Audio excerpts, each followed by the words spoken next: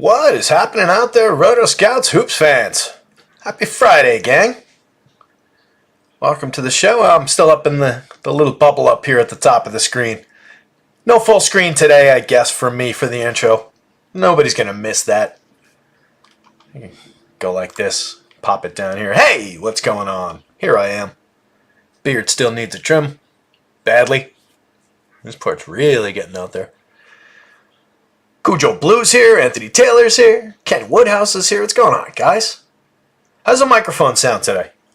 Somebody brought up the other day that it sounded like disconnected and tinny, and I think I figured out what it was. There's this button on the back of it, and I think I hit that by accident and changed it to a different setting. And I think I've changed it back. It's either this one or I click it one more time. Hopefully that's it. Let me know in the chat how the microphone sounds. I listened back yesterday and I heard how exaggerated it was. So hopefully it sounds better today. Hopefully that's what it actually is.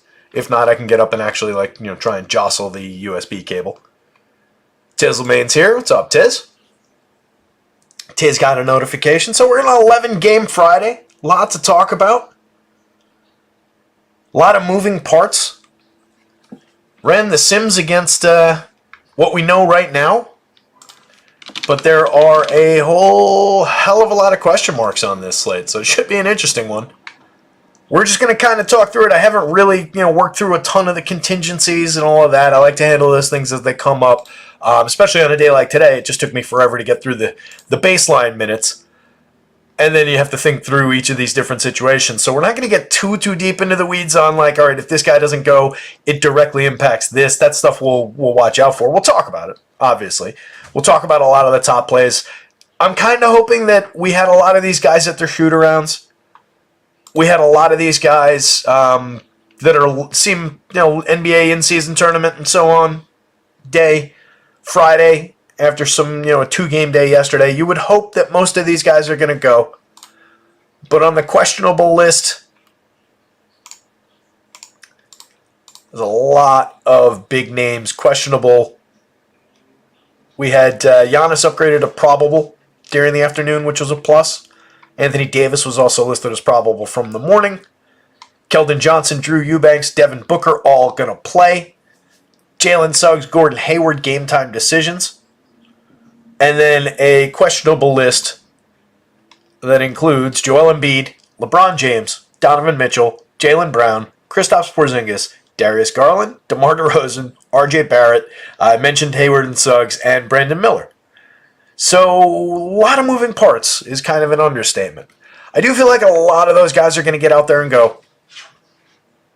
The guys from the Celtics, for example, both Brown and Kristaps were at the shoot-around. Seems like they're going to get out there. LeBron seems like he's going to be out there. Embiid will hope. So, I'm hoping for not that many crazy changes. I'm sure there will be some. I'm sure we'll have some, some known unknowns popping in. We'll have some unknown unknowns popping in as well, and some craziness. But right now, we've got an interesting 11-gamer as is, and a lot to talk through. So, see how that goes. Could be Travis is here. What's going on, Trav? Travis is mentioning the new graphic one more time. Thanks to Beantown. That's his doing. Really appreciate that. Not sure if he's around right now, but Beantown created those and sent them over to me. And actually, after I mentioned it on yesterday's show, just jokingly, he actually ended up sending me an MLB graphic last night. So, thank you to Beantown. There he is. What's up, buddy? Appreciate the MLB one that you sent over. Didn't mean that to be like a on-demand kind of a thing, but you rock. That was awesome. Made me laugh when I saw it too. I was like, oh. But nice of you, pal. Appreciate that. And everybody seems to like him, so job well done. Let's get this situated a little bit better. Yeah, it really definitely looks very good and a whole hell of a lot better than what I had been using.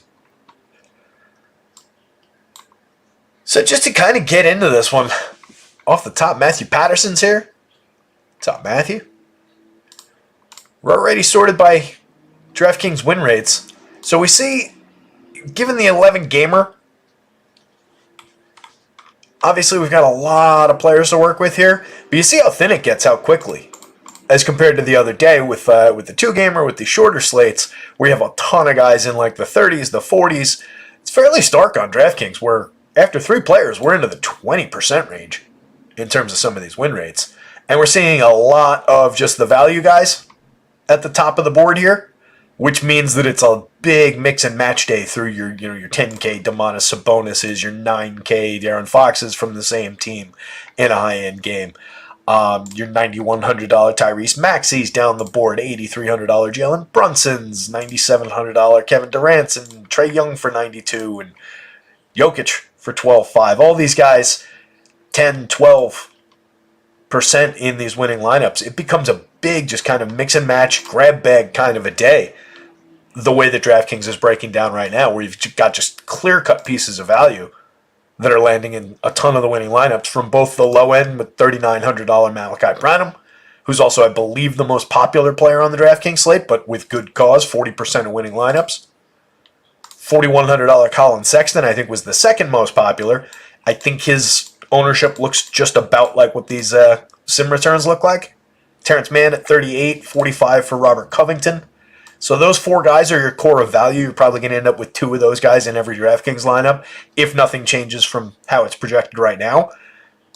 So like 2 of these guys, a couple of these guys, and then you're mix and matching your way through your stars that look good. Pretty straightforward night on DraftKings. See you later, everybody. If only it were that easy. On the FanDuel slate, I'm sure it's going to look completely different. You get more to work with. Seems a little bit deeper. Like we're in the higher double digits a little further down the board. And we've got a little bit better name. Like you've got Jalen up here. You've got Lauri Markkanen up here. It's less Starsy Scrubsy. John Collins, top win rate. Also the highest owned player on the FanDuel board. I was curious to see where he would come up. I had him under where they had him over at RG. I'm shy of their projection by, I think, 2 or 3 points. I forget if they had him for another minute or if they just had him higher on whatever their rates are. So I was curious how he would come up in my sims versus what their ownership is. They have him as the highest owned FanDuel player, ownership percentage higher than these win rates. But this is very, very high in the win rate, so it justifies where that ownership is. So John Collins is going to be a pretty big key for everybody's day on FanDuel. Jeremy Grant, Rocco. Rocco's the only common across the 2 sites. Branham's here on FanDuel as well. But a little bit less Starsy Scrubsy on FanDuel, it seems like. A little bit more room in the mid-range. I think if you want to, like D'Anthony Melton here, Kevin Huerter, guys like that. Not that they're like the stars of the slate, the most appealing pieces, but it floats the stars up a little bit. There's Fox, there's KD, Drew. Drew for only 67 seems like a good buy, but only 4.79 points per dollar. Just feels like that's a low price, but it's not mathing out to 1 based on the .99 FanDuel points per minute so far this season. LaMelo's up here. Sabonis is looking like a decent star on both sites. Jokic and Giannis are here. So it's just really interesting how high it peaks, but how quickly it falls off. And it's a little bit less so on FanDuel, but it's the case over there too. And it's partly the 11-game slate, partly just the way that this one shakes out salary-wise. In terms of the games, actually, you know what? Let me pull it up on, I'm sure some things have changed. I was going to read it off the spreadsheet rather than the Pinnacle site, but I haven't updated the Vegas tab in a little bit, so let me do this. Looking at some of the game environments. Knicks and the Wizards, 7.5 point spread. A lot of big spreads today. 7.5 points in the Knicks' favor in Washington, 227 point total. That game's just okay. A little bit of a pace down for the Wiz. The Bucks and the Hornets, solid total, 240.5 points, but the Bucks favored by 9. You also have a situation where if they're going to get out to a big lead, and you're dealing with Giannis coming into the game after being probable, questionable into probable, maybe if they're out at a big lead, it limits his minutes a little bit more in the fourth quarter. But in a lot of cases, what we always say about those kind of situations is if they've gotten there by that point, he's probably done his job or thereabouts. Just kind of maybe creates a little bit of an artificial cap on his overall ceiling. Pistons and the Cavs, a 9-point game in Cleveland's favor, 220 total, not that appealing of a game environment. Kings and the Spurs is a wide open one, 238.5-point total, but the Kings are favored by 8.5 in that game. De'Aaron Fox and Domantas Sabonis, as we saw just a second ago, though, and you guys can still see on your screen, do look very, very good from that game. Sixers and Hawks, 236.5-point total. Pretty appealing, assuming everybody's in, assuming everybody's healthy. Or, the guys who we're expecting to be in. Obviously, we've got guys like Rocco joining the starting rotation in place of Nick Batum and Kelly Oubre and everybody, and showing some value over the last few games and again today. But I mean like the Embiids and the Trays of the world. So a little bit of appeal in that one. That's also the closest game on the board in Vegas. Just a 1-point spread in that one. Sixers favored by 1 in Atlanta. 224-point total between Boston and Toronto. 214.5 between Orlando and Chicago is the low point of the slate, I think. Yeah, 214.5. That's ugly. How are we looking on... We're still sorted by FanDuel here, but yeah, Chicago and Orlando, not really seeing a ton. Let's just go to that game. Not a lot here. A little bit on DK for Franz and Paolo. Like nobody else from that game. And then on FanDuel, it's really just Paolo. A little bit around Goga, Franz Wagner. You could mix and match them into a couple tournament lineups, but that's not really appealing. Low end game. For two teams that have been popping on the boards a lot, just, I guess, facing one another negates that factor for both of them. 3-point spread, one of the closer games available, with very low total. Denver and the Pellies, some appealing pieces in that game. 5-point spread in Denver's favor, 226-point total. Phoenix and Utah is another potential interesting one, 236.5 points. Phoenix favored by 5.5, but we saw where KD was trending to. There's a couple other odds and ends type guys in that one. The Lakers and Portland, some appeal there. A lot of minutes at the top end of the Portland rotation still. And then rounding it off with the Rockets and Clippers in the 10:40 start time? Jesus. No wonder some of these games seem to go on forever. So starting, I believe that's 22:40. That's 10:40, right? Eastern time? So starting at 7:40 out west, 218.5-point total, 7.5 points in the Clippers' favor. That's another one I don't think is hitting the board all that hard.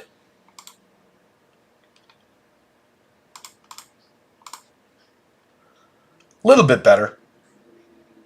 Big piece here. It's Terrence Mann, that's right. Terrence Mann, I've got him up at 32 minutes, which might be a little bit lofty. 28 to 32, I think, is the range. If you missed the news, Russ Westbrook went to the coaching staff apparently and said, hey, I want to come off the bench. I think it'll help the team. So Terrence Mann is getting the start tonight. That gives him a lot of value, especially on the DK board. Just one of those $3,800 plug-and-play value pieces. 0.57 DraftKings points per minute so far this season. But the price is just driving things. A little bit on Tari Eason from the Houston side on FanDuel, a little bit on Jalen Green. Terrence Mann drawing some, but not nearly as much as on DraftKings. So there are some pieces in that late night game. Well, there are some pieces in that late night game on FanDuel, and there's a pretty critical piece of value in that late night game on DraftKings with some other playable parts. This one looks more appealing, the LA Portland game. Less so on DraftKings, but relevant. A couple mid-teens guys among Jeremy Grant, Skylar Mays, Shaden Sharp. A little bit of Austin Reeves love. Surprised by that one. DeAndre Ayton popping up a little bit. The stars not really as much. LeBron and AD just kind of look like LeBron and AD. Same thing on FanDuel for those two guys. But you do get Jeremy Grant crushing through the top of the FanDuel board. 6,800 both forward positions, 5.71 points per dollar, pushing nearly 50% of winning lineups over there. Mays is also looking like a fairly strong play. Although, did I accidentally... I might have left him high by accident. I'm glad we're going through this. Let me check that real quick. Yeah,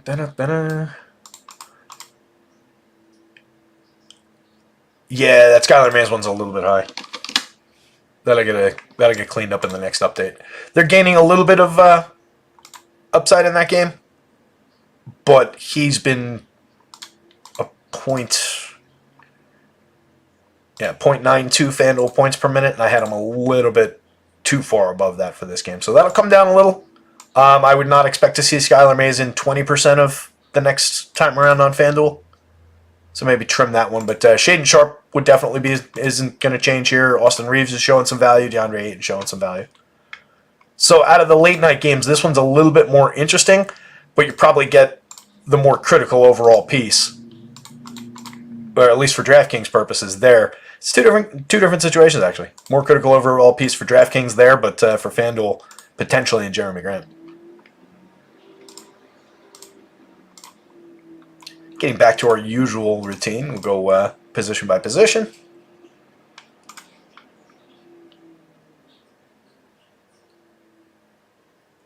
Matt Pat doesn't want any part of Terrence Mann. Man is a joke. I will pass, just running around out there. 8.5 fantasy points. Yeah, look, it's just one of those price-driven spots. 30 whatever, 100. 39, 30, where is he? 3,800? Yeah, 0.57 says it all right there. 0.57 DraftKings points. He's projected for 24 in 32 minutes. That's a little bit more of a healthy projection.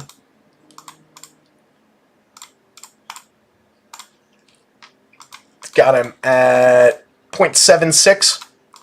So giving him a little bit more. What was he last year? Let's see. Could find a good reason to shave off another tenth of a fantasy point per minute.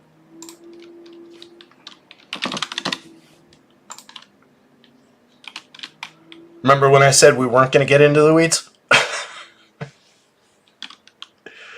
Let's go. October of last year.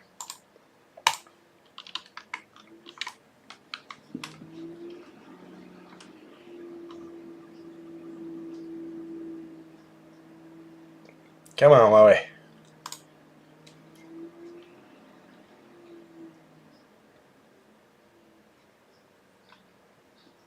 .76. So basically I've got him projected as exactly who he's been since the start of last year, discounting a little bit the 10 games or whatever it is from this season. What is it? Oh, it's only 4 games that he's played this season, that's right. So we're discounting this. We're giving him basically the rates that he has been over the last year, which is .76 FanDuel points per minute. That gets him to this level. And at this level, he's the best overall point per dollar play on DraftKings by a pretty wide margin. That's pretty stark. It's a full half point. So it's one of those ones where I think you don't want to like it, you don't have to like it, you just kind of hold your nose and play it. It's just a building block square for value. Could completely fail. There's certainly justifiable reason to think that if he's going into the starting rotation with all those guys who were having problems sharing the ball and everything, that they're certainly not going to be immediately sharing the ball with him. That's obviously a little bit of a concern and could feed into more of this kind of a projection than his .76. But he doesn't really have to give you much beyond what he's doing in this just mean projection to make this value. So that's why it's just such a good building block. He doesn't need much ceiling beyond that, if any. Wouldn't be simming out as strong if it wasn't.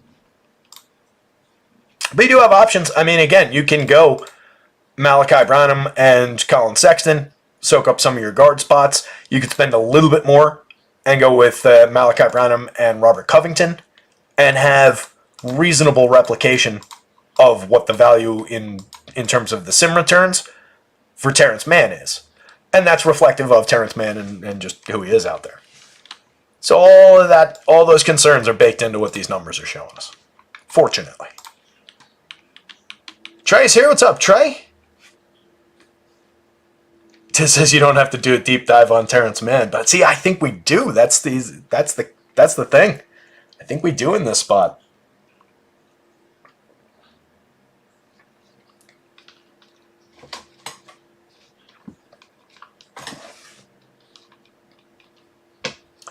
don't know that they close with all four of those guys on the court. I don't know that they close with man either. 28 minutes. Like I said, the 32 might be a little high. Might be more like 28. I got cat hair in my mouth. Hold on. Came off the side of that cup. They're still there. Here we go. That's disgusting. Trey's making up some tacos. Nice.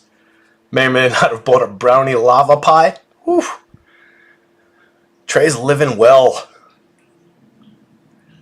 So yeah, look, I mean, if we take 2 minutes off of Terrence Mann, he definitely comes down a peg, but he would still have a ton of value there. Like if I just do that, just for the point per dollar purposes here, like let's call it 20.5. He's still an equivalent value play to these guys. That just makes him even with these guys in terms of the points per dollar value. It would impact his sim returns just because of his, player numbers and everything, but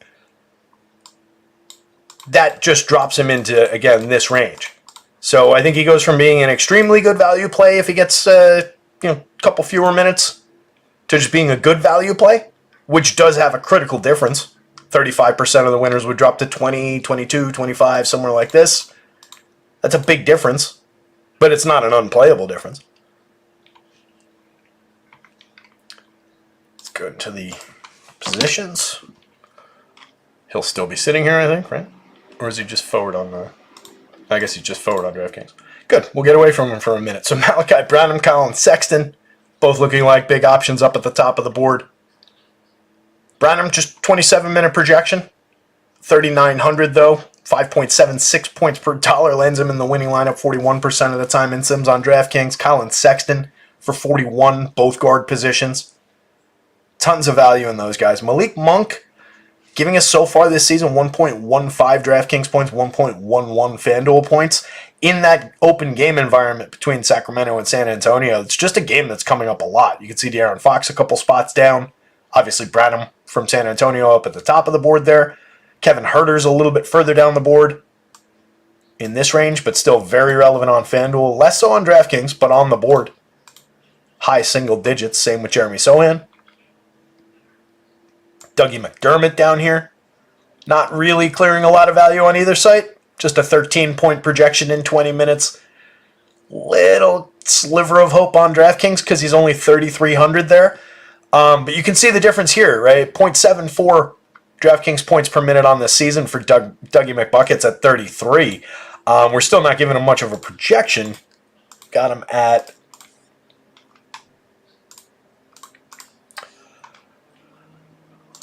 0.66.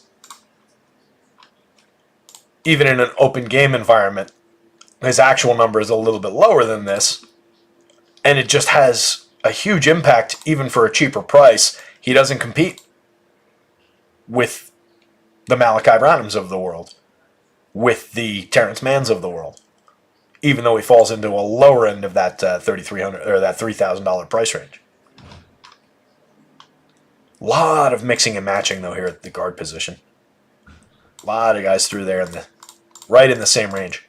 So like all of Fox and Melton and Clark, I mean these are guys at different price ranges, so let's try and do it. Fox, Jalen Brunson, Tyrese Maxey, Trey Young, Brandon Ingram, Jalen Brown. Jalen Brown for only 7,800 seems like a good buy. 5.03 points per dollar. Just landing in Sims in single-digit returns, but we know there's big ceiling there at that price. That's not bad. And then 95 for Donovan Mitchell down here, assuming he plays. All of those guys with a range of, what was the top? 16% for De'Aaron Fox, down to 3% down here for Donovan Mitchell.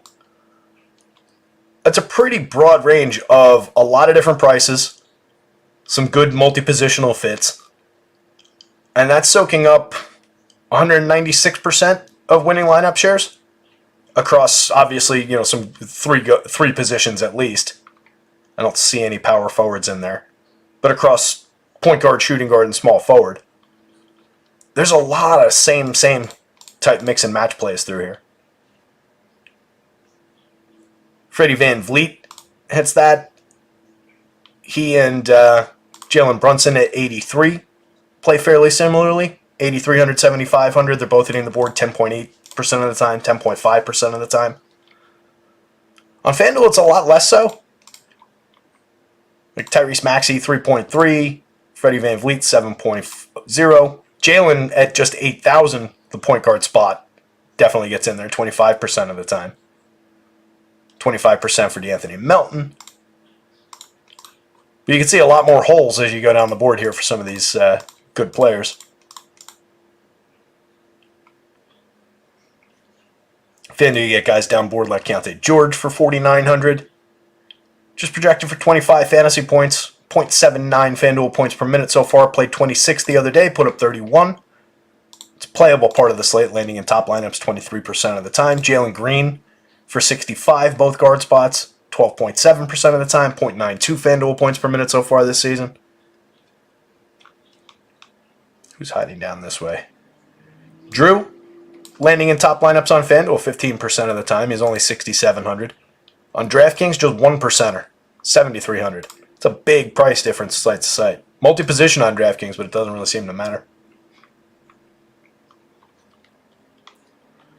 And then you get a lot of single-digit guys.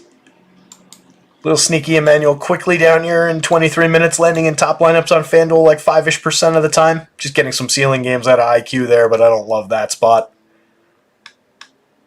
Nothing else really in that direction. So you've got like two guys standing on a high peak on DK, and then a pretty precipitous drop to a pretty long and broad plateau of guys that I think all look really, really similar. And these are all playable pieces. I mean, I don't think anybody really has issues with going to, who's the lowest end guy here? Sohan, Herter, Reeves, depending on what you think of Reeves. Grayson Allen, I don't love. Keontae George, I don't love. Outside of those guys, and all of those guys are delivering in a points per minute and sim results kind of a sense, and points per dollars and sim results kind of a sense.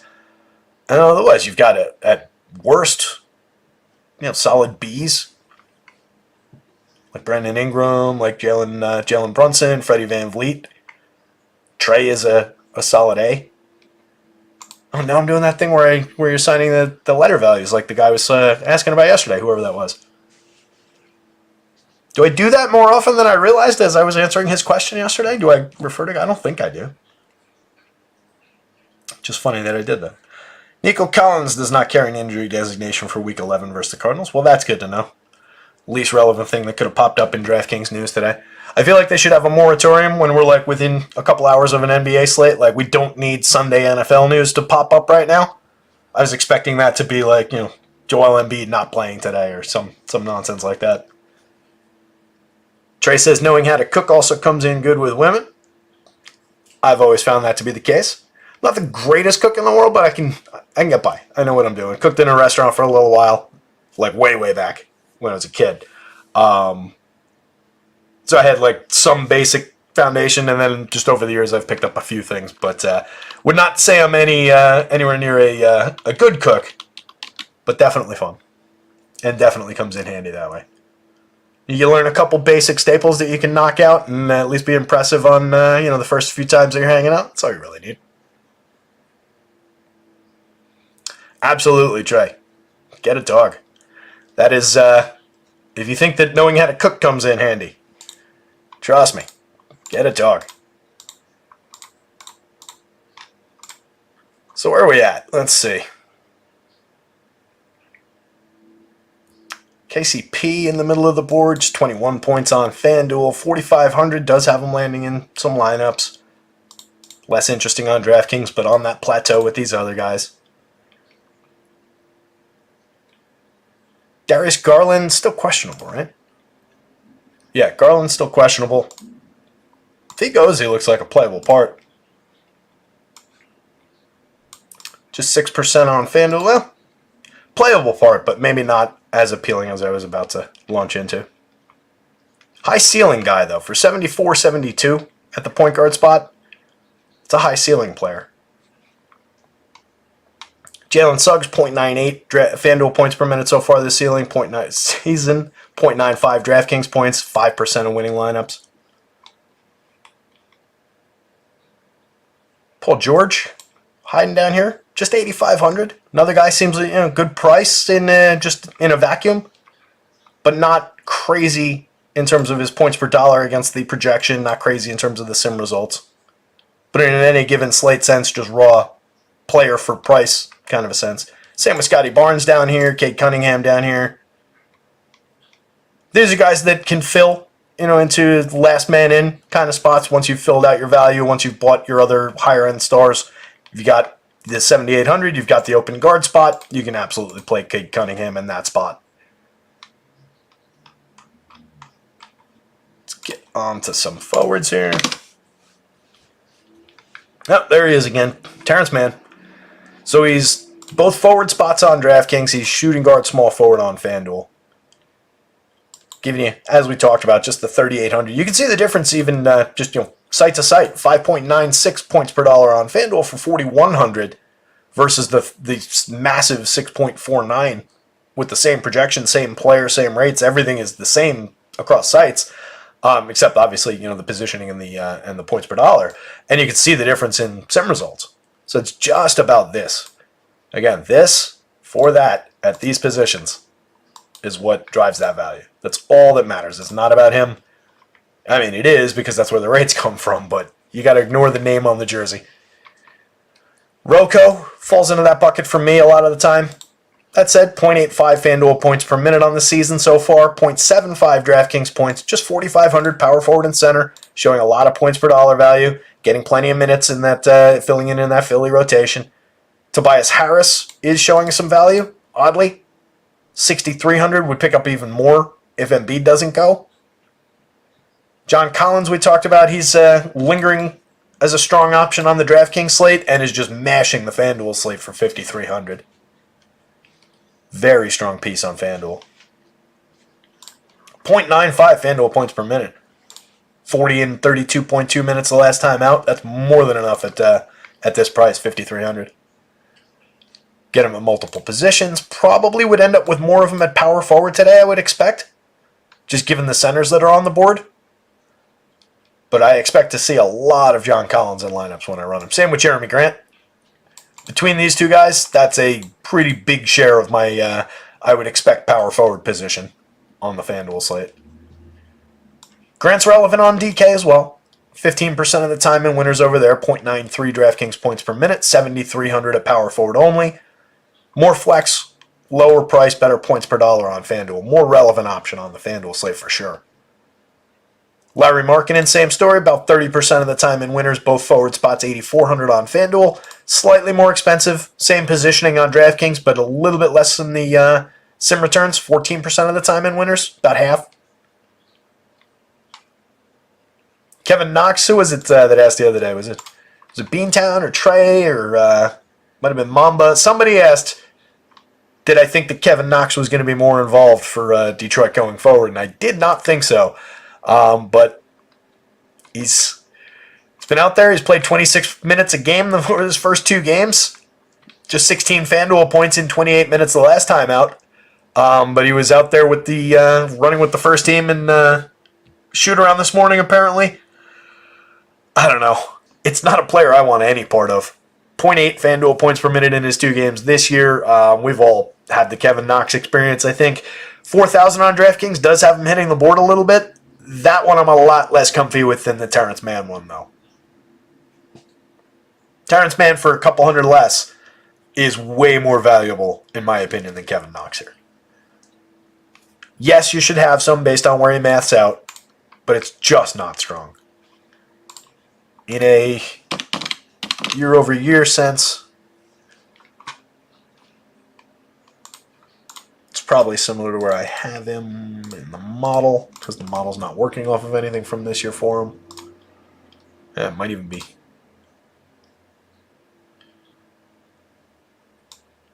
.75 FanDuel points per minute. Year-over-year, 0.78 DraftKings points per minute since the start of last year. So where the hell did he go? I've got him projected at basically exactly that, 0.79 FanDuel points per minute.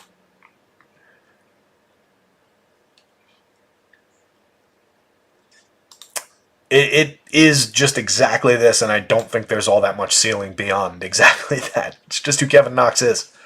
I don't want to put too much bias into it because I just don't like the player. But I talked about him enough the other day in terms of just, doesn't pass the eye test, doesn't pass the numbers test. This is just a rates against salary issue. And there are a lot of guys around him that look very similar. Like, I would rather have twice as many shares of Corey Kispert, I think, than Kevin Knox. Not that Corey Kispert is, blowing the doors off of anything this season. But there are other options. Not my favorite play on the board by a long shot. Solid little group right here. Boncaro, Austin Reeves, Kevin Durant, Shaedon Sharpe. We mentioned each of those guys earlier. They rate out similarly on DraftKings, but if they stood out on FanDuel because they're surrounded by a group of very low-end options when we're that look good on DraftKings, different site to site. I'm glad about that. That's the Corey Kispert, Kevin Knox, Tari Eason spread. They're about, 5 times more valuable on DraftKings, 4 times more valuable on DraftKings than on FanDuel.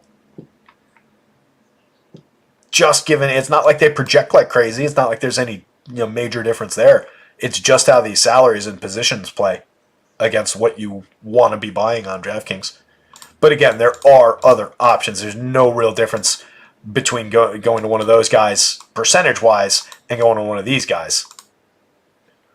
Can I take $4,400 Sadiq Bey at 7% of winning lineups instead of $4,300 Tari Eason in 11%? That's the same play, and it's probably better upside on Sadiq Bey at 0.83 DraftKings points per minute, a 26-minute projection. Tari Eason at just a 20-minute projection. He's put up 1.19 so far this year. We've got him projected at still over 1.03. But I don't have him projecting to this kind of a level. Especially not against that Clippers team. So I do think there's a bunch of different options that can help you. You do play these guys, these couple of weak guys here, but I got some concerns there. Julius Randle, not looking great on FanDuel, a little bit better on DraftKings. His kind of come around. He caught up to the start of the season finally. 8,800 over on DK, puts him in roughly 10% of top ones, a little bit less than that on winning lineups. On FanDuel, a lot less so, 8,800 power forward only.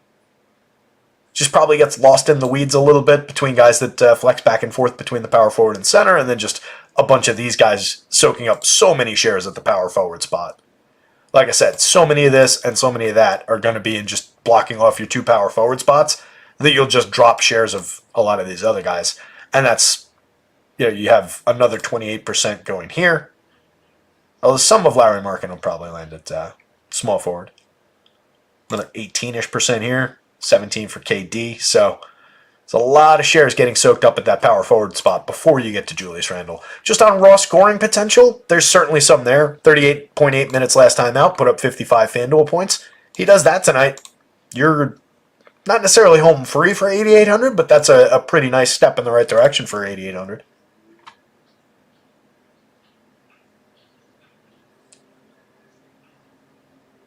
Being down to...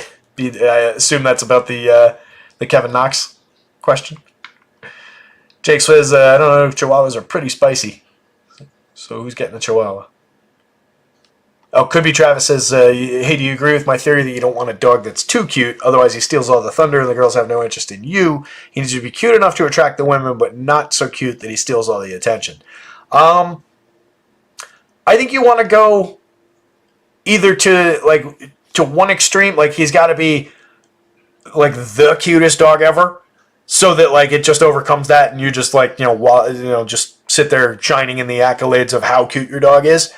And I get a little bit of that with Joker. Like people stop us in the street to just meet Joker. Like people love Joker. He's just a old at this point mutt, but he's always had like a very real like friendly face. I think friendly drives it even more than cute does. Or you go the complete opposite direction and you get yourself the ugliest dog you could ever see that people just, for whatever reason, think is cute and will also stop you in the street for that. That said, you don't want to take that too far and get like the weird, misshapen problem type ones that just are a big mess all the time. But something, one of those ones with the weird ears and the eyeballs and the tongue hanging out, people tend to like those dogs for whatever reason. But yeah, I think friendly is the big thing. Like Joker's just got this like he's got a big smile. That's not why he's named Joker. It just worked out that way. But he's just got this big happy face that like literally people stop us in the street. Like, I need to meet your dog. I wanna hug your dog. We had him several years ago. I was walking him down in Liberty State Park, which is like, you got to get in the car and drive down there. It was when with the girl I was with at the time. And we took him down there for the day, and we're having a great afternoon walking him around. And we pass, just going along the water, like there's a couple and their children walking this way, and we're going that way. And Joker's, a fairly decent-sized dog, but he's not huge by any means. He's like 80 pounds, 90 pounds. And he's mostly black.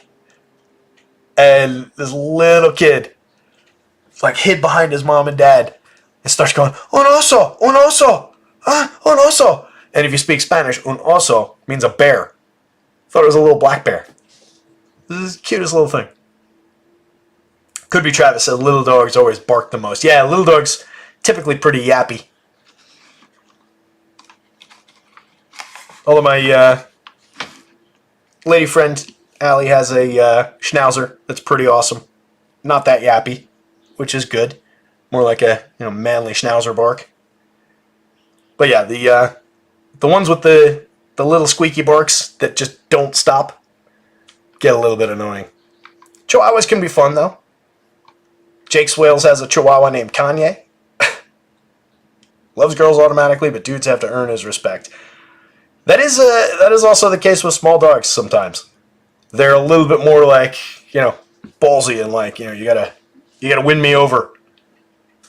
I think it's something to do with the pecking order and the natural order of things.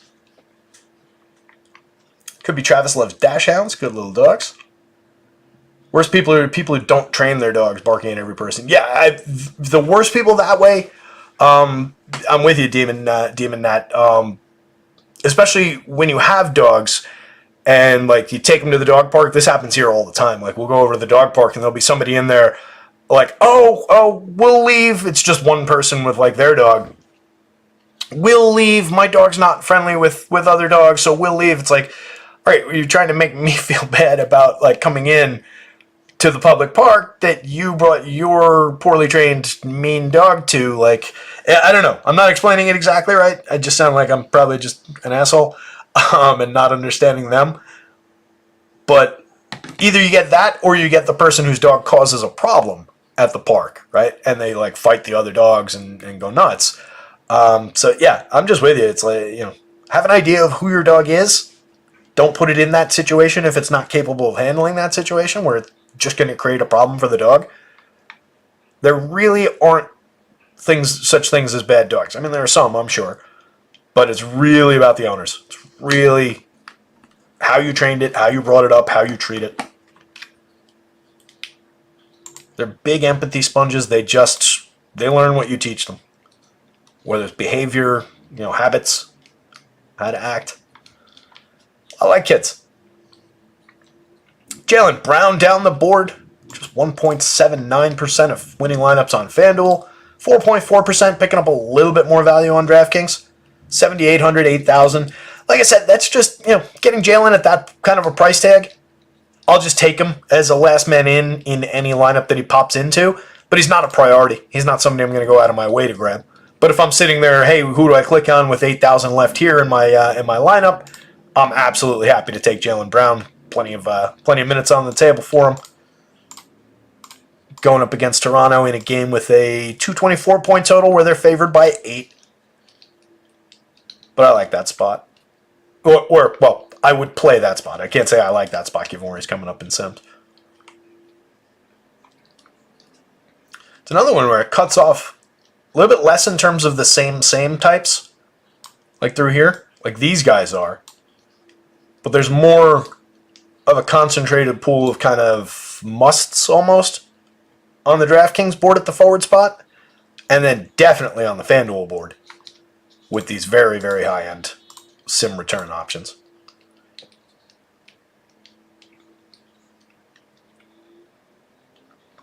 Giannis hanging out down here, 5.4% of FanDuel lineups, 3.8% of DraftKings lineups. But again, Giannis, Jason Tatum, these are the guys that we save the money for, right? These are the guys that the Terrence Manns of the world pay for. In a raw scoring sense, you can absolutely plug any of these guys into your lineups. LeBron James, 35 minutes, 67 FanDuel points. You get that game out of LeBron for 99 on DraftKings, 10-1 on FanDuel tonight. That's your tournament winner. All right, so those are just your high-end tournament plays. Those are your pay-up tournament plays that those other guys buy. That said, Giannis is 5 times more likely and still in the mid-single digits. So it is important to bear in mind which of the stars look a little bit better. Or if you want to spread some of that money out just to a pretty capable mid-range. Or an option like Kevin Durant for 97 on DraftKings, 99 on FanDuel. There's a lot of value in Kevin Durant at that level. More so on FanDuel. Both forward positions over there. 4.77 points per dollar versus 4.97 points per dollar on DraftKings. I guess it's the multi-position that's got him a little bit stronger on FanDuel. But definitely a relevant play. Probably, see, who's this? Larry Markkinen. I think I would call Kevin Durant a bigger star than Larry Markkinen. I would also say that about Paolo Banchero. So at the forward spot, Kevin Durant looking like our best star tier option, if you like to think of your slate that way. Jump over with some of these centers. I'm sure we'll continue talking about a lot of the forwards as well. Like John Collins, who continues to just dominate at the top of the board. Like I said, most of these shares I think are going to land at the forward spots. I think you're going to get a fair amount of these center-only plays. More so on DraftKings. That's 67% of center shares go through those guys. And then you've got, 49% through these two, through Robert Covington and John Collins. So figure those are going at the power forward with one of these guys in many of your lineups. Also have Randall and Mobley down here. These guys probably land at the power forward a little bit more as well. It's a fairly deep center-only slate, to be honest. Sabonis looks pretty good. 13% of FanDuel lineups. Both positions on FanDuel is valuable for Sabonis as well. That picks him up a little bit over there. 66.7 FanDuel points in 38.8 minutes the other night. 1.37 on the season. 1.38 DraftKings points per minute on the season. He's looked dynamite so far. 55 for Mitch Robinson. Higher projection, better points per minute player on FanDuel, but a little bit better looking in terms of the sim results at 5,500 on the DraftKings slate than 6,000 on FanDuel. I like him on both sides. I think he's a playable piece on both sides. Okongwu more hitting the board because of that $4,700 price tag. If anybody here is skippable, it's probably him. Just a 23-point projection, sub 5 points per dollar. He's a 1.02 minute per minute DraftKings player so far this season, but 22 minutes with all these options around him. I probably would not remove him. I would take some shares, but I would deprioritize anything about Okongwu and focus obviously on your better looking options like DeAndre Ayton, Nikola Jokic, Joel Embiid, Clint Capella. Any one of those guys I would prefer in that spot. I think their 9-8% are more realistic than his. He's just like a shape changer in your lineups, or he maybe drops into the util spot sometimes. Like if you're playing Okongwu next to shares of Sabonis, shares of Joel Embiid, you got these two guys at the power forward, you've got Joel Embiid, and then you've got a value play in Okongwu. Maybe that's where he's picking up a chunk of his 9% here. But versus the other center-only plays, he's the lowest-end guy. I think that's pretty obvious. Giannis, power forward and center, probably going to get more shares of him at the power forward spot on DraftKings, I would think. But that said, he's still, the low single digits anyway.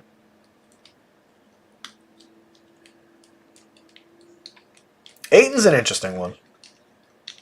25 minutes the other day, just 11.2 FanDuel points, 1.03 FanDuel points per minute on the season, 1.01 DraftKings points. Showing about the same value site to site. Not a bad option. Plenty of returns at the top of that Portland lineup. By the way, Jaylen Brown and KP both going to play for the Celtics tonight. Marvin Bagley is available. Those are the only pieces of breaking news. So that's all projected so far how we have it, which is good. On the FanDuel side, a little bit more for Zach Collins. Just 3% of winners at 6,500 on the DraftKings slate. Power forward and center for 64 on FanDuel has him a little bit more value. 30-minute projection in that highly targetable Sacramento-San Antonio game.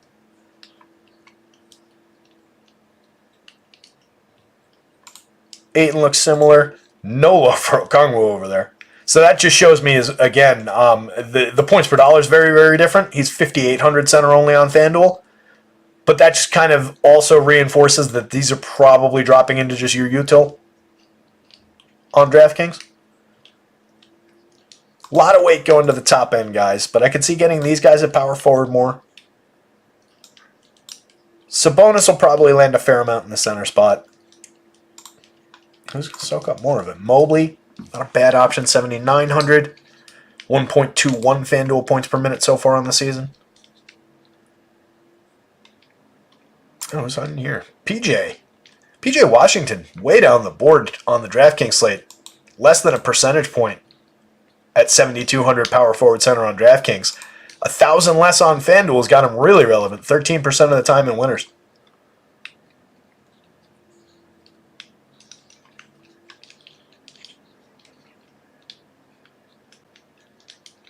Exactly, Travis. Why are you at a public dog park if your dog doesn't get along with other dogs? Exactly. I get like some people have programmed their dogs too. Like my dog will only shit if I take him to the dog park at a certain time of day. But like, change the habit. Don't force it, and don't ruin other people's day. I'm with you. What else do we have here? Kelly O, just 23 minutes, 7% of winners on FanDuel, low single digits on DraftKings. AD for 11.3 on FanDuel. Another guy, plug and play as a star caliber guy, but definitely can have his letdown games. Had one in nearly 35 minutes the other day, just 26.8 FanDuel points. That one wasn't on my radar in terms of day-to-day remembering. Maybe it's goldfish brain, maybe I didn't have any shares of him that day, but that's a clunker, and he played full minutes. Normally with AD, you get it, I stubbed my toe when I only played 8 minutes that night, but yeah, results like that are not encouraging. But overall, 1.43 FanDuel points per minute on the season, 1.36. AD is a very high-end option. Like him better on DraftKings, though, if you're going to do it, or if you play across site values.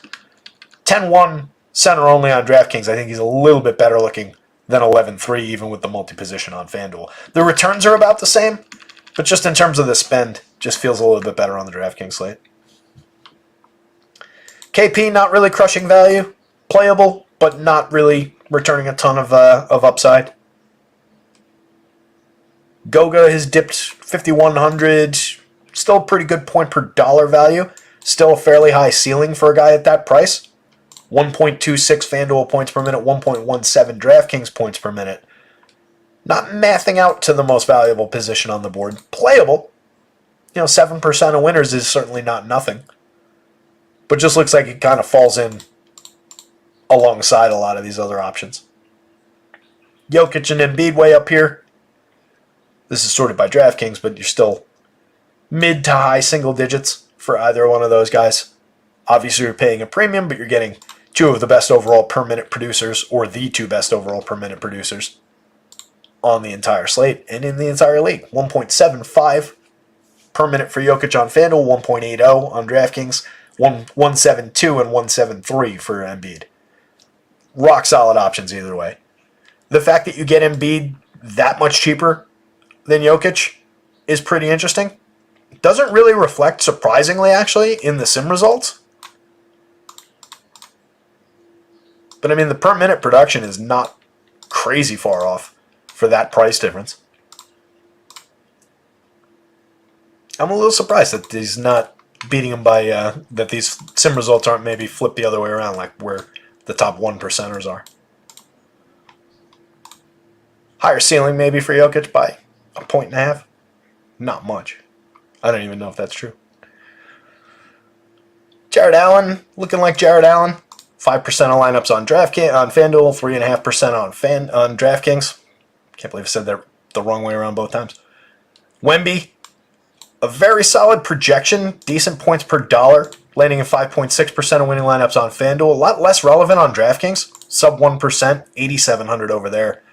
Power forward and center on both sites. Obviously, a pretty strong ceiling. 1.32 FanDuel points per minute so far, 1.31, just basically arrived as advertised. Vooch, always a little bit relevant on FanDuel, not so much on DraftKings. 0.78% of winning lineups on DraftKings for 84, on FanDuel for 81, 3.4%. A little bit more value there. 5% for Drew Eubanks, not much. So it's really PJ when we're going down the board in terms of guys who are very different site to site. Resort by FanDuel winners real quick. Make sure we didn't miss anybody. Just because it's such a critical spot on FanDuel. There you can see. Yeah, no, Giannis isn't Giannis shouldn't be on this board because he should because it's sorted by DraftKings, but for FanDuel purposes, for that discussion, he's not here. Ignore this guy. Everybody else is relevant to this conversation. Oh, Rocco is also not, actually. He's power forward and small forward. Everybody who has a C next to their name is who we're talking about here. So obviously, tons of John Collins. Zach Collins, number 2. Interesting. Collins. I still feel like we're getting more of those guys at power forward. You know, you might come up with lineups that are like John Collins, Zach Collins, PJ Washington, John Collins, PJ Washington, Evan Mobley. But I feel like we're getting more of these guys through power forward. Sabonis will probably drop in just on raw projection into some of the center spots. We'll probably land with some of them. And I do think we'll get a good amount of Jokic and Embiid returns just in lineup building sense. I think we'll have a fair amount of room to get to these guys. I kind of like how it falls. Curious to see where it actually builds out to, and we'll see that in just a sec. We'll pull up some of the lineups.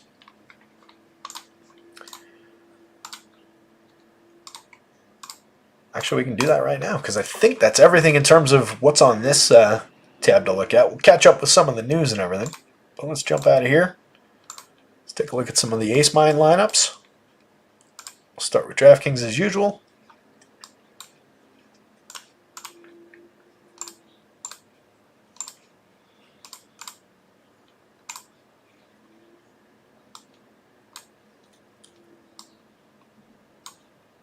How does that look? Is that legible?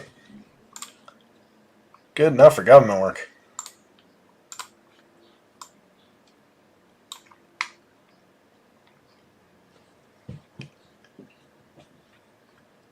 Well, LaMelo Ball at the top of the top result. Kevin Knox in the second best DraftKings lineup in this sim. That's not a great start. Ugh, God, he's going to be relevant. I hate it. Sexton, Terrence Mann, Trae Young landing in both of the top 2. Surprised we didn't talk. I don't remember mentioning Trae really. What were Trae's results on? Trae was in 9.4% of winners on DraftKings. One of the higher end guards at the top of the price spectrum. 9,200. He was outpaced in sim results by De'Aaron Fox, who's in those two. Bunch down here. He's probably in a couple of these as well.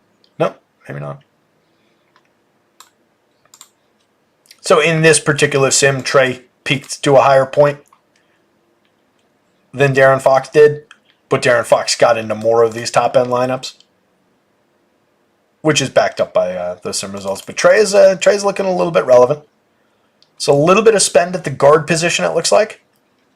Point guard, whoops. I didn't mean to do that. Point guard in particular, Oh, these are different. I always forget what it's sorted by when we start. What was that? Probably by win rate then? Yeah, whatever. It's basically the same, they're just in a slightly different order. Here's a Fox. This is... I really gotta stop clicking on that point guard thing.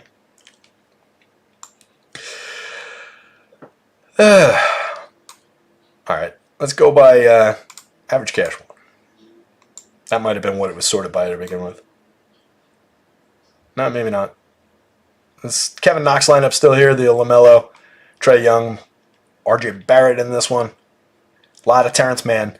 But again, I think that we're getting at the point guard spot. I'm going to try my best not to actually click on it. Looks like you're getting a fair amount of spend at point guard on DraftKings around guys that we talked about.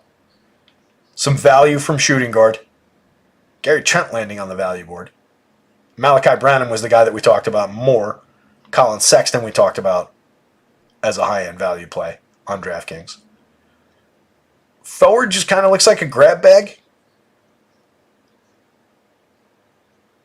But you're getting spendy around. You've got some Giannis here, some Paolo, Jokic over here between power forward and center.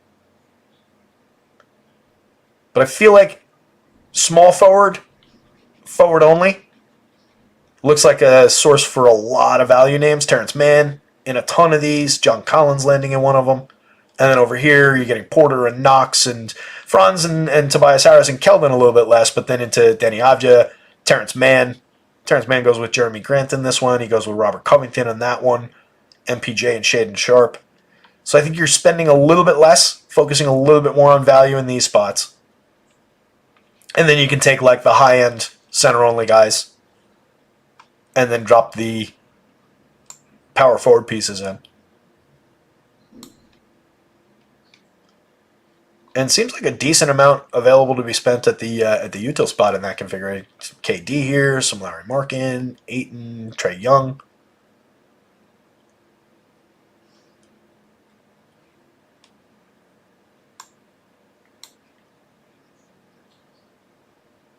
That one gets ugly. I was looking at this this one that had Jokic in the util spot, and I was like, all right, Terrence Mann is a value. Shaedon Sharpe, that's decent. I like Mitch Robinson. John Collins, that's pretty good. Franz Wagner, all right, that's okay. And Jaden Springer, Eric Gordon, yeah, that one gets ugly going right to left. Which is telling, right? That's one of the uglier guards as we scroll up and down this point guard spot. So it just shows you if you make that different decision, it built a lineup that's certainly playable and profitable. But that is the ugly duckling alongside a lot of these other lineups. Tobias Harris is hitting this board harder than I would have expected. His percentages were good. I mean, it's not harder than I would have expected when I was putting everything together today, not based on where we saw him in these sim returns.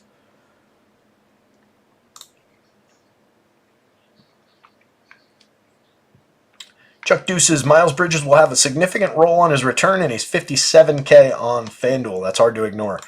I only gave him a handful of minutes. What did I give him? Not like handful, but like 20, 22, something like that. 19. 5,300. He's what?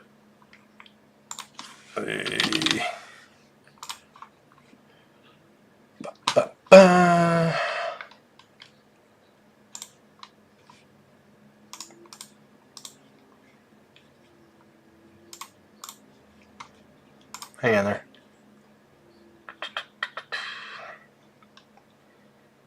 Oh, that's right. I got to go back another year to even get him.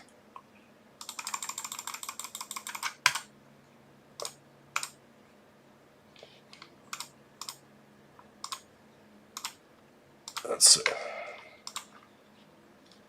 If it ever comes up, we will talk about it. Let's see if they give him any more minutes. And some of the competing places. RG's just got him for one more minute than I've got him for. They got him at 20. I got him at 19. You can give him another minute. It's fine. One 1.06 FanDuel points per minute the last time we saw him, 1.08 DraftKings points per minute. If we could be assured somehow of like 30 plus minutes, it would be a clear play for value. I just don't know that we're getting that. Not returning any kind of value with a 20-minute projection. But if you change this to, you want to say he's playing 32 at around a point per minute, so just give him 32. That obviously becomes a pretty big source of value.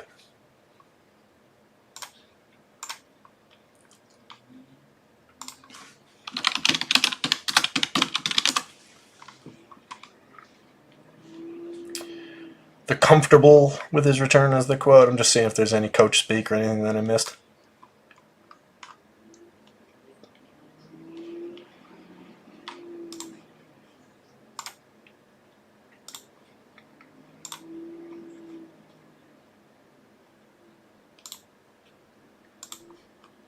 Yeah, I mean, look, I'll leave it with what my initial reaction was doesn't look great for me.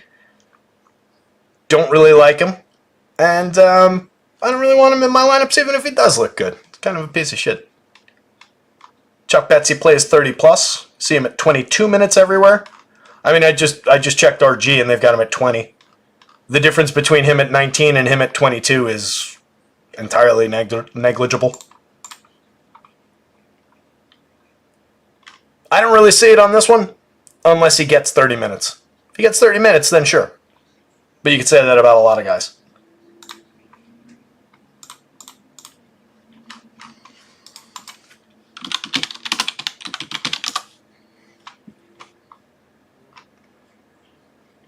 Let's see. See if there's anything breaking.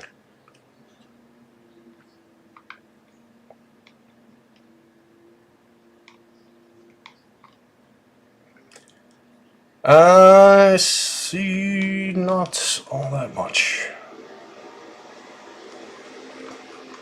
God. Twitter/X has just become such a wasteland of useless. Even when you just search like Miles Bridges. I've seen 11 pictures of that girl all beat up. That's not great. Yeah, I don't really see anything on what the coaches are saying about his role. All I saw was the other day when they were talking about, we're comfy with him coming back to the team in terms of who he is and everything.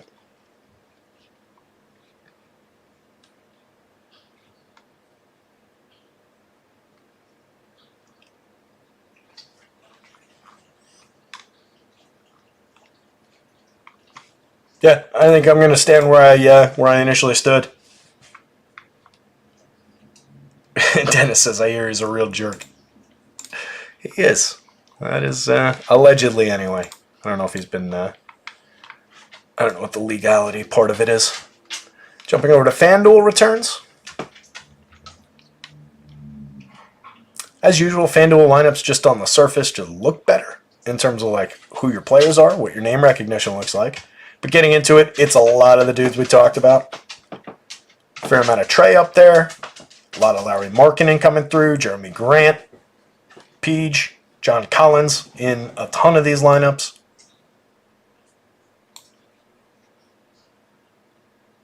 Most of the John Collins landing in power forward, but some of it in center only.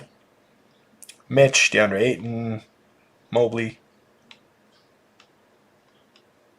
Good amount of DeAndre Ayton popping into these FanDuel lineups. Zach Collins, who we talked about. Curious though. Here's an Embiid. There's a Jokic. Getting more in terms of value / like mid type plays at the center spot on FanDuel. A lot of the value guys. Well, at least John Collins value and some PJ Washington value at the power forward spots. But some pretty interesting names in there as well. You get some of your Jeremy Grant in there, some Tobias Harris popping up, but here's some Zion, some Larry Markkinen. He also fills in the small forward side.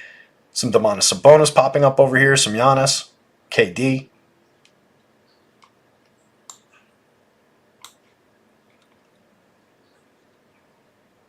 FanDuel's just more gentle in terms of You get some spend here. You get some spend here. Both point guard spots. A little bit looks like shooting guard is really where we're taking our value plays on FanDuel. Shooting guard and then the singular John Collins play at the power forward spot.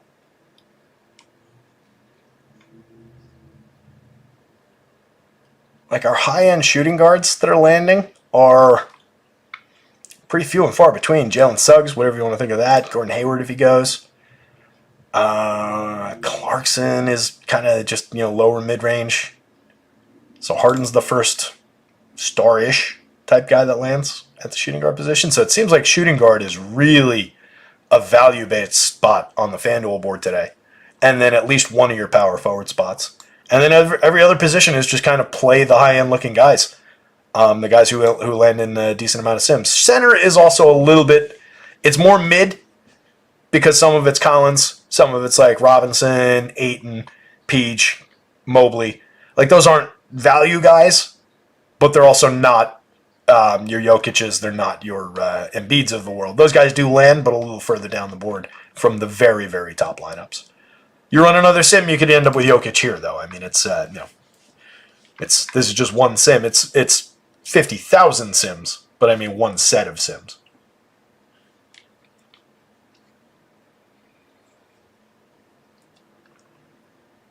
Mama, the value's in Terrence Mann and John Collins and Malachi Branham on your DraftKings slate.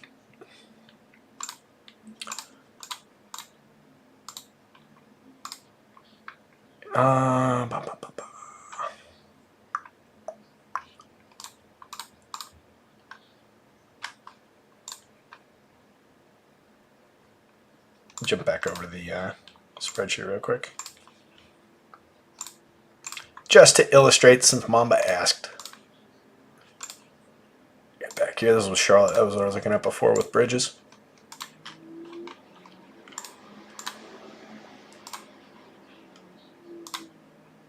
Let's see what I have Bridges on, actually. Oh, whoops. Wrong tab.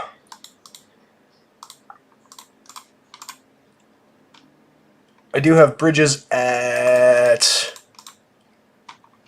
a little under. I mean, I could give him another, if I give him a minute and a little bit more in terms of his rate, because he didn't have any info from last year.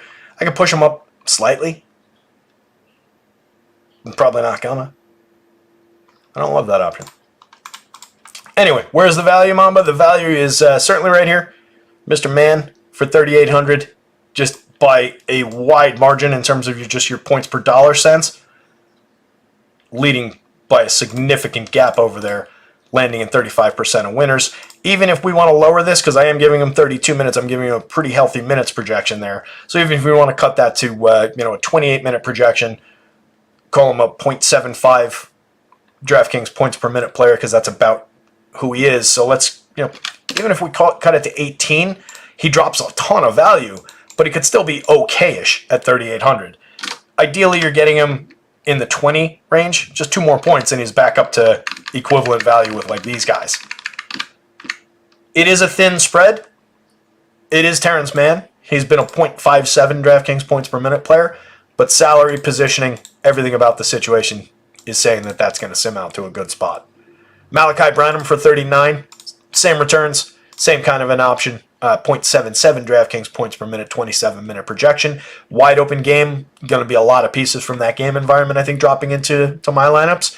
But that's a big piece of DraftKings value. I think he's the highest owned DraftKings player. Colin Sexton's getting a ton of ownership on DraftKings as well, and deservedly so. 4,100, landing at 35% of winners. So top 3 guys here are your sources of value. I think you're getting these 3 guys, some shares right here. These 2 look great. John Collins, especially Tobias Harris. I don't really trust Tobias Harris. A little bit of bias on that one. No, Tobias, didn't mean to do that. But yeah, both of these guys landing as playable, and then you can get to a pretty good spread of a lot of very similar looking options through a lot of these other positions. Touched on a lot of that at the beginning of the show.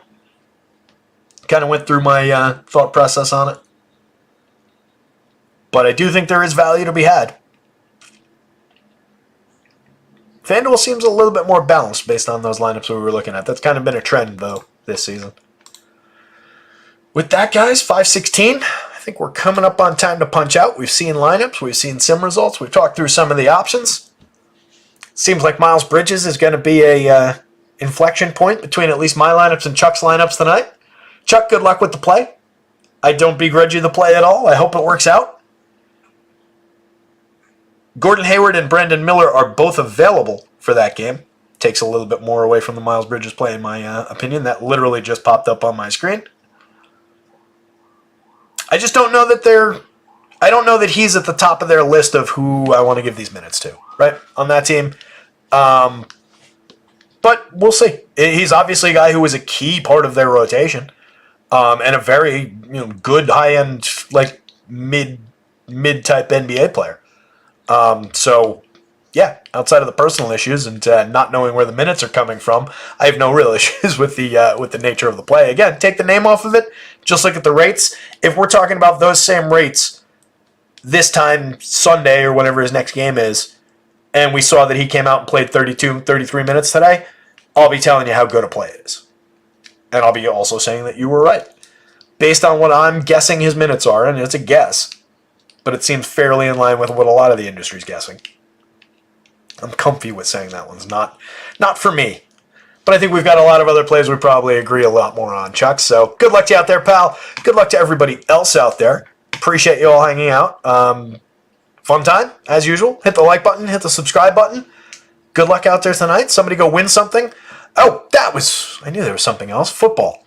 The football slate. Forgot about football last night as I was getting into the basketball game and watching that and just kind of hanging out. It dawned on me this morning, like, oh shit, I was supposed to do the football projections for the main slate and have them up for the morning. So they'll get done tonight. Football projections will be up for the main slate tonight at some point overnight. The groups article, as usual, will be up and running for tomorrow morning. Everything will be back on track by this evening. But just a little bit behind on getting football projections done. But we'll be back. We'll do the marathon show tomorrow. We'll talk it all through, and that'll be a fun one. With that, guys, I'll see you tomorrow.